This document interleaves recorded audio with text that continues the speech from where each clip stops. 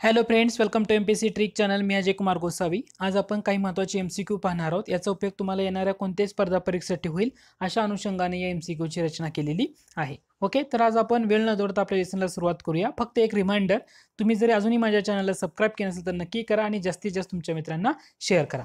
आपला आजचा पहिला प्रश्न आहे तो म्हणजे खालीलपैकी कोणत्या कायद्यानुसार बंगालच्या गव्हर्नरला गव्हर्नर जनरल हे पद देण्यात आलं, तसेच मद्रास व मुंबईच्या गव्हर्नरला काय म्हटलं, बंगालचा गव्हर्नर जनरलच्या अधीन ठेवण्यात आलं. ओके, जे असं म्हटलेलं आहे.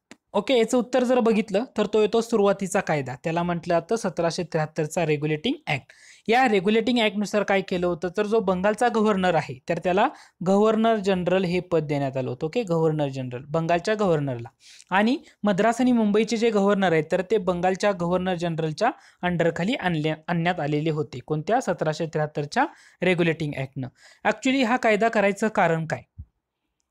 प्रश्नाचं उत्तर कळालं, परंतु कारण काय ते तुम्हाला समजणं गरजेचं आहे. ओके, आता याची सुरुवात होते east India company. Okay, east India company म्हणजे मी EIC शॉर्टमध्ये लिहितो. या ईस्ट इंडिया कंपनीची स्थापना कधी झाली? मी जर तुम्हाला असं विचारलं तर तुम्ही उत्तर सांगू शकाल का? येस, डेफिनेटली तुम्ही सांगू शकता. 31 डिसेंबर. ओके, 31 डिसेंबर 1600.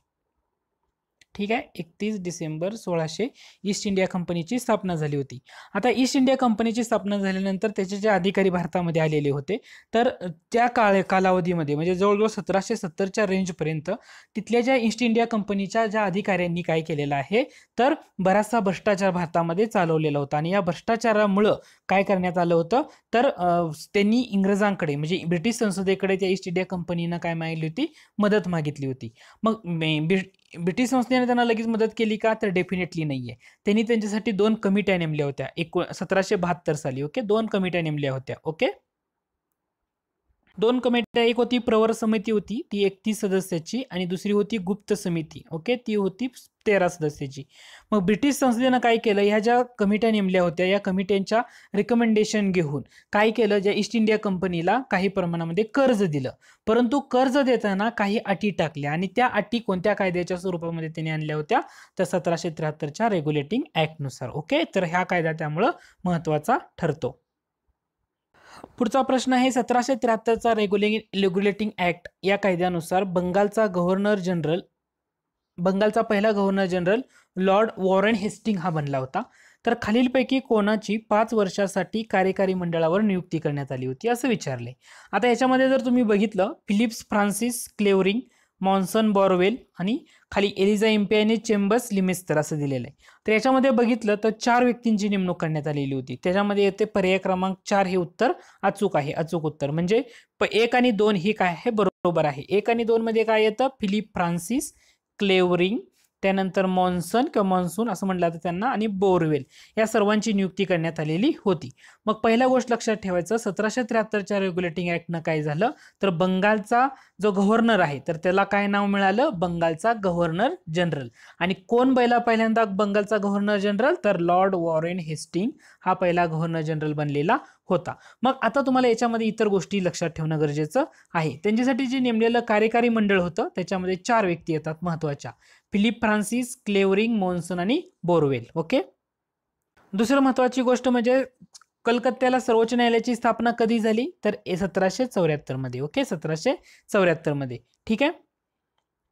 दुसरं म्हणजे इथे ऑप्शन मध्ये तुम्हाला एक नाव दिले, एलिझा इम्पे नाव दिले. कळतंय का? एलिझा इम्पे म्हणजे कोण? हा जो वॉरेन हेस्टिंग आहे पहिला गव्हर्नर जनरल याचा तो मित्र होता, वर्गमित्रच म्हणा थोडक्यात, त्या तो मित्र होता. एलिझा इम्पे कोण होता तर जे कलकत्त्याला न्यायालय स्थापन करण्यात आलं होतं सर्वोच्च न्यायालय, तर त्याचा तो न्यायाधीश होता. आता या दोघांनी मिळून ना बऱ्याचशा प्रकरणामध्ये बरंचसं इश्यू केलेलं आहे.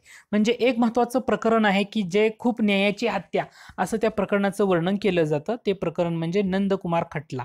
हा सुद्धा यांच्या कार्यकाळामध्ये घडलेला आहे आणि हा घडण्यामध्ये ना या दोघांचं महत्वाचं योगदान आहे. ओके, कोण? वॉरेन हेस्टिंग आणि एलिझा इम्पे. नंदकुमार खटला, न्यायाची हत्या असं त्या खटल्याचं वर्णन केलं जातं. त्यामुळे हा पॉईंट इथं लक्षात ठेवा. ओके, म्हणजे याच्यामध्ये उत्तर येतोय पर्याय क्रमांक 4 बरोबर. पुढचा पॉईंट येतो, सत्येंद्रनाथ टागोर हे पहिले भारतीय 1863 साली ब्रिटिश प्रशासकीय सेवेमध्ये रुजू झाले.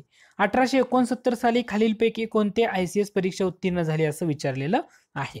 आता हे जर प्रश्न बघितलं तर तुम्हाला पहिल्यांदा कळायला हवं, सत्येंद्रनाथ टागोर म्हटलं की पहिले, आणि जे बाकी 3 दिलेत म्हणजे ऑप्शन बघितले सुरेंद्रनाथ बॅनर्जी आहे, रमेशचंद्र दत्त आहे आणि बिहारीलाल गुप्ता, हे जे बाकीचे 3 आहेत ना तर ते 1869 साली. कधी झालेत? 1869 साली.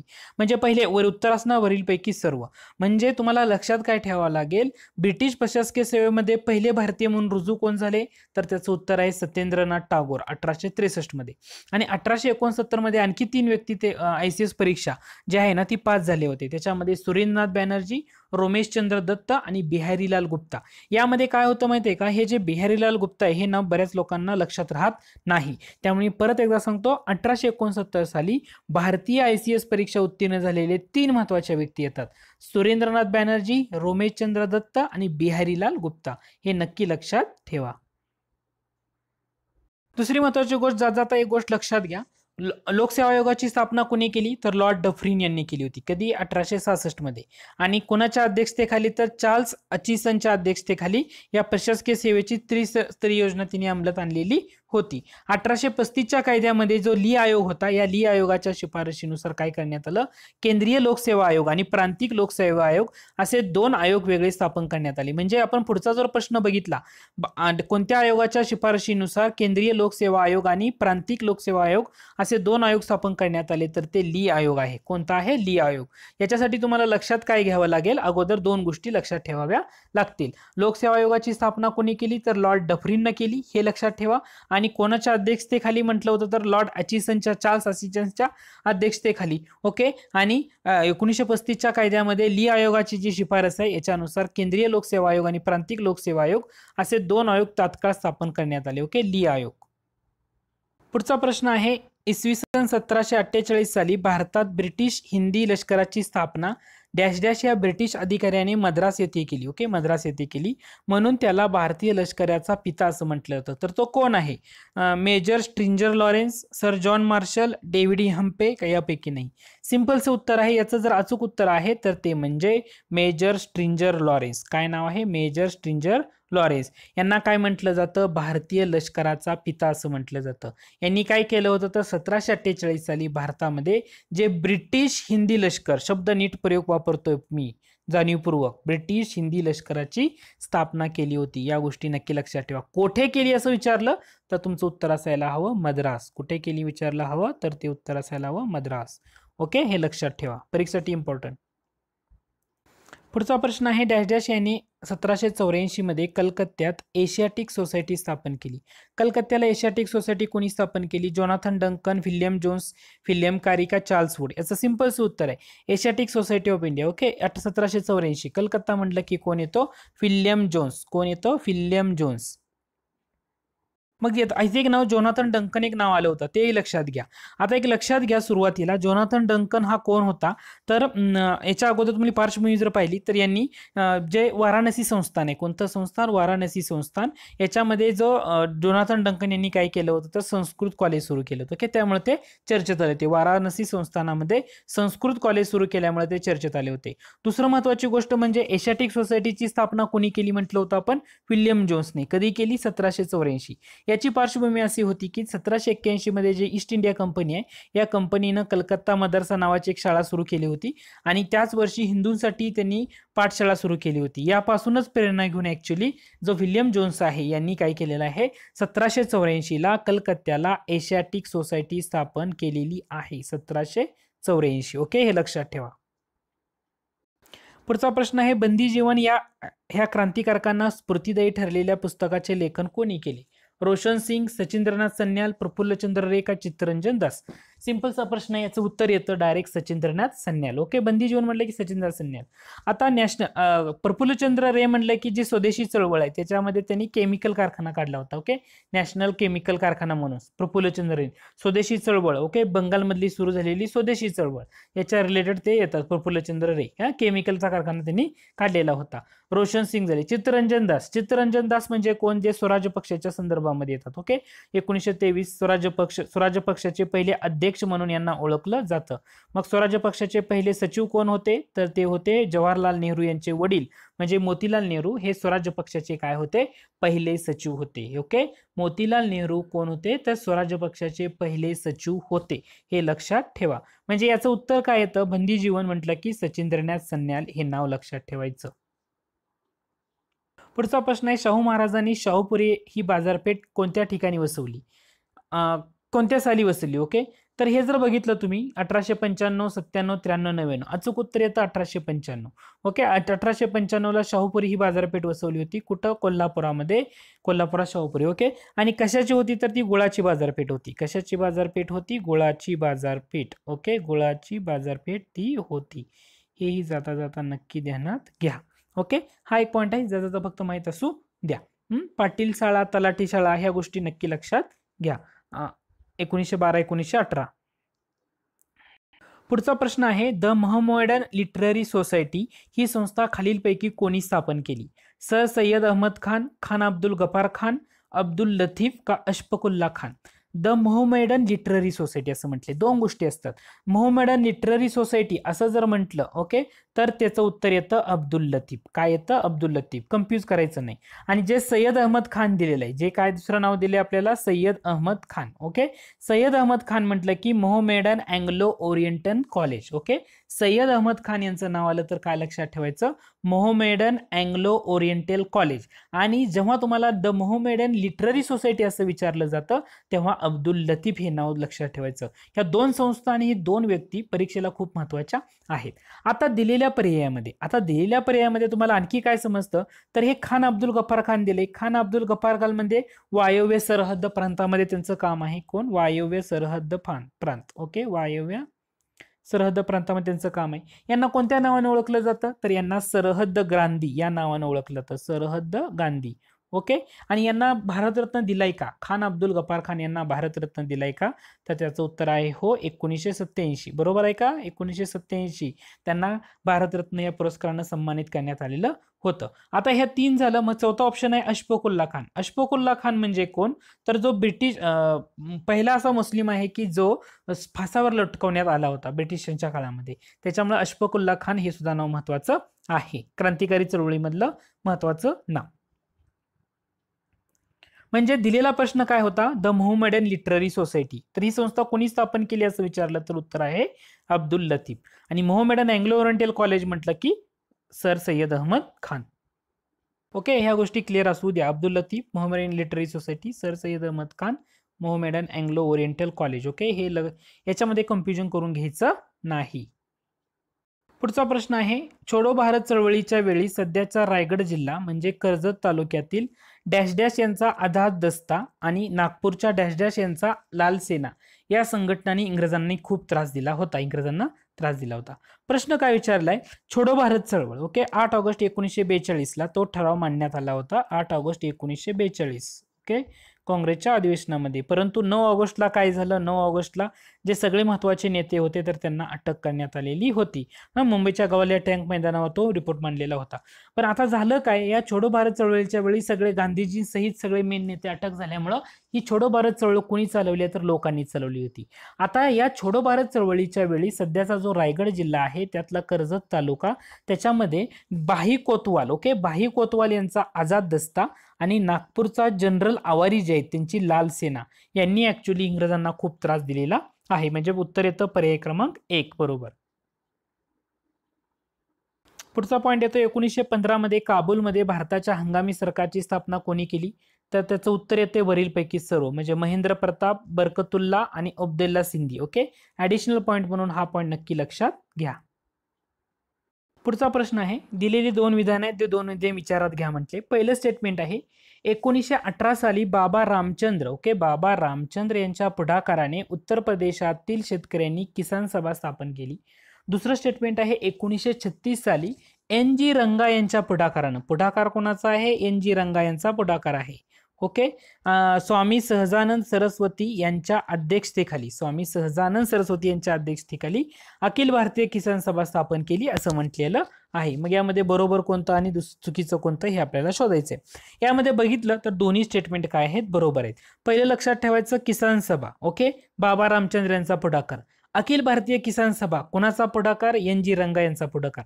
परंतु अध्यक्ष कोण होतं हा पॉईंट तेवढाच महत्वाचा आहे, स्वामी सहजानंद सरस्वती. पहिली होती किसान सभा 1918 मध्ये, आताची जी अखिल भारतीय किसान सभा होती 1936 ची. ही जी अखिल भारतीय किसान सभेचं दुसरं अधिवेशन कुठं पार पडलं, जे काँग्रेसचं महत्वाचं अधिवेशन होतं ग्रामीण भागातलं फैजपूर अधिवेशन, या अधिवेशनामध्ये अखिल भारतीय किसान सभेचं दुसरं अधिवेशन तिथं घेण्यात आलेलं होतं. आणि दुसऱ्या अधिवेशनाला अध्यक्षपद कोणाला देण्यात आलं होतं, तर NG रंगा यांना त्याचं अध्यक्षपद देण्यात आलेलं होतं. हाही पॉईंट तिथं तेवढाच महत्वाचा ठरेल.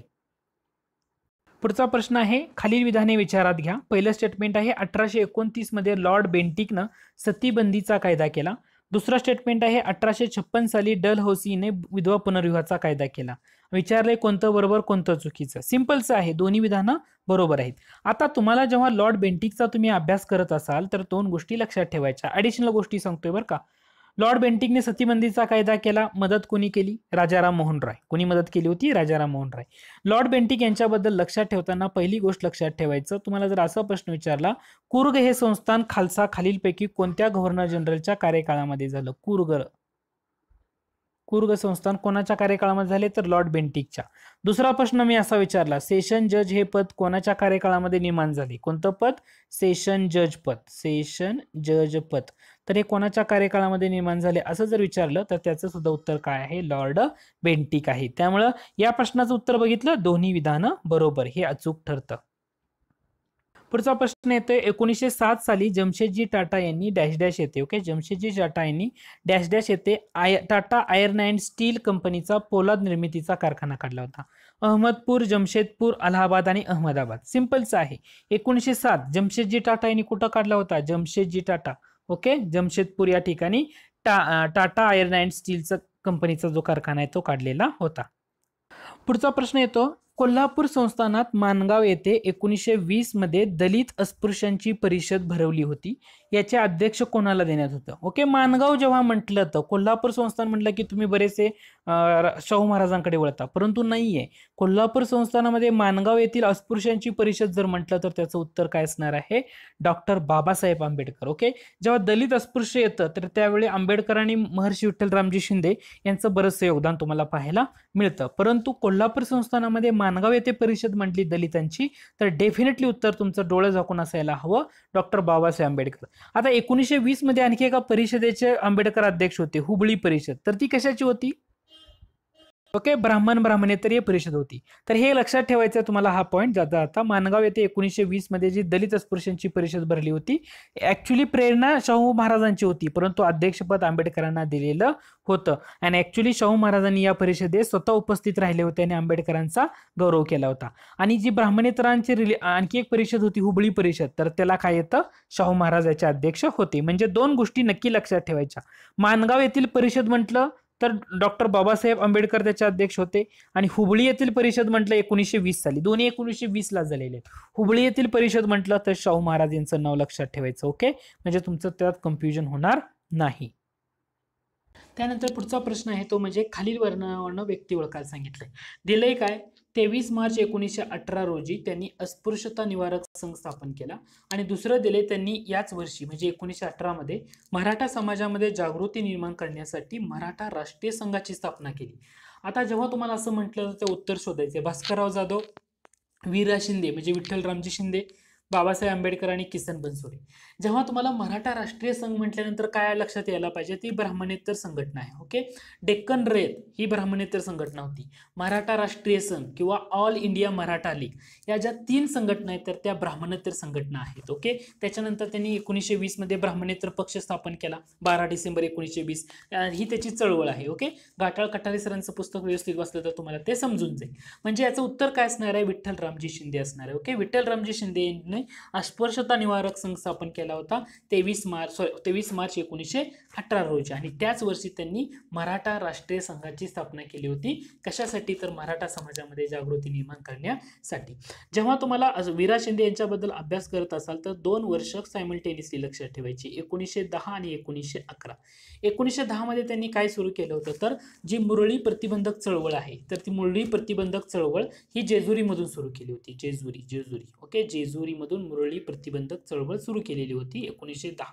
आणि दुसरं महत्त्वाची गोष्ट म्हणजे 1911ला जी मुरळी प्रतिबंधक परिषद आहे तर त्यांनी ती कुठे घेतली होती? मुंबईला घेतली होती. कुठे घेतली होती? तर मुंबईला घेतली होती. या दोन गोष्टी जाता जाता जरूर लक्षात ठेवणं गरजेचं आहे. दुसरं म्हणजे डिप्रेस क्लासेस मिशन, ही कोणी सुरू केलं? तर विरा शिंदे यांनी सुरू केलं depress classes mission. Okay, October 1906 मध्ये. कधी सुरू केलं होतं? ऑक्टोबर 1906 मध्ये डिप्रेस क्लासेस मिशन. हे गोष्टी जाता जाता नक्की माहीत असू द्या. ओके, विरा शिंदे, महर्षी विठ्ठल रामजी शिंदे. डॅश डॅश यांनी निष्काम कर्मयोगी अशा उपाधीने विठ्ठलरामजी शिंदे यांचा गौरव केलाय. कोणी म्हटलंय निष्काम कर्मयोगी? तर ते म्हटलेलं आहे सयाजीराव गायकवाड नाही, शाहू महाराज नाही, किंवा बाबासाहेब आंबेडकर नाही. उत्तर आहे माधवराव बागल. भाई माधवराव बागल यांनी निष्काम कर्मयोगी अशा उपाधी देऊन विठ्ठलरामजी शिंदे यांचा गौरव केलेला आहे. विठ्ठलरामजी शिंदे तुम्ही इतिहासामध्ये वाचला असेल. जनाक्का शिंदे, जनाक्का शिंदे म्हणजे कोण? जनाक्का शिंदे म्हणजे विठ्ठलरामजी शिंदे यांच्या त्या भगिनी होत. ओके, त्यांनी खूप मदत केलेली आहे जनाक्का शिंदे यांनी सुद्धा विठ्ठलरामजी शिंदे यांना. उत्तर येते भाई माधवराव बागल. त्यानंतर पुढचा प्रश्न येतो, महर्षी शिंदे म्हणजे महर्षी विठ्ठलरामजी शिंदे यांच्या सहकार्यानं इंग्लंडमधल्या डोमेस्टिक मिशनच्या धर्तीवर दयाराम गिडुमल यांनी डॅश डॅश मध्ये जुलै 1907 मध्ये सुरू केलं. काय सुरू केलं? तर निराश्री सेवा सदन, अहिल्याश्रम का अस्पृश्य निवारक संघ. आणि याच्या कार्यामध्ये शिंदे यांच्या बहीण जनाक्का व इतर महिलांनी पुढाकार घेतला. जेव्हा ही गोष्ट येते, जनाक्का शिंदे येतं आणि दयाराम गिडुमल येतात. ओके, आणि मदत सहकार्य कोणाचं होतं? तर महर्षी विठ्ठलरामजी शिंदे. तर डेफिनेटली कुठे यायचं तुमचं उत्तर असलं पाहिजे, निराश्रित सेवा सदन. ओके, जनाक्का शिंदे यांचं कार्य म्हटलं तर जुलै 1907 मध्ये सुरू केलेलं, काय सुरू केलेलं? निराश्रित सेवा सदन. याच्यामध्ये जनाक्का शिंदे, दयाराम गिडुमल आणि इतर महिलांचा पुढाकार आहे. परंतु यांना सहकार्य कोणी केले? तर महर्षी विठ्ठलरामजी शिंदे यांनी त्यांच्यासाठी सहकार्य केलेलं होतं. हे लक्षात असू द्या. पुढचा प्रश्न आहे, थंड गोळा होऊन पडलेल्या महाराष्ट्राला ऊब देऊन जिवंत करण्याचं कार्य रानडे यांनी केलं असं कोणी म्हटलंय? ओके, लोकमान्य टिळक, गोखले, आगरकर का महात्मा गांधी? एक लक्षात ठेवायचं, याचं उत्तर येते लोकमान्य टिळक. जरी लोकमान्य टिळक आणि रानडे यांच्यामध्ये मतभेद असले किंवा त्यांच्यामध्ये बऱ्याच गोष्टीमध्ये क्रॉसिंग जरी असलं तरी हे वाक्य कोणाचं आहे? लोकमान्य टिळक यांचं आहे. ओके, थंड गोळा होऊन पडलेल्या महाराष्ट्राला ऊब देऊन जिवंत करण्याचं कार्य कोणी केलं? तर रानडे यांनी केलं. ओके, असं म्हटलेलं आहे. मग महादेव गोविंद रानडे, रानडे म्हटलं की दोन गोष्टी लक्षात ठेवायच्या. ओके, महादेव गोविंद रानडे म्हटलं की दोन गोष्टी, दोन्ही परिषदा. ओके, एक पहिली परिषद 1887 साली स्थापन केलेली, त्या परिषदेला काय म्हणतात? सामाजिक परिषद. ओके, आणि दुसरी परिषद त्यांनी स्थापन केली होती ती म्हणजे 1890 ला औद्योगिक परिषद. म्हणजे ही जी भारतीय सामाजिक परिषद होतं, या परिषदेचं अधिवेशन 1887 पासून 1895 पर्यंत काँग्रेसच्या अधिवेशनाला जोडून घेण्याची प्रथा होती. ओके, रानडे यांनी सुरू केलेल्या कोणती? सामाजिक परिषदेची. ओके, औद्योगिक परिषद म्हटलं की 1890, हेही तुम्हाला तिथं आवर्जून लक्षात ठेवायचं. म्हणजे फिमेल हायस्कूल, बऱ्याच गोष्टी.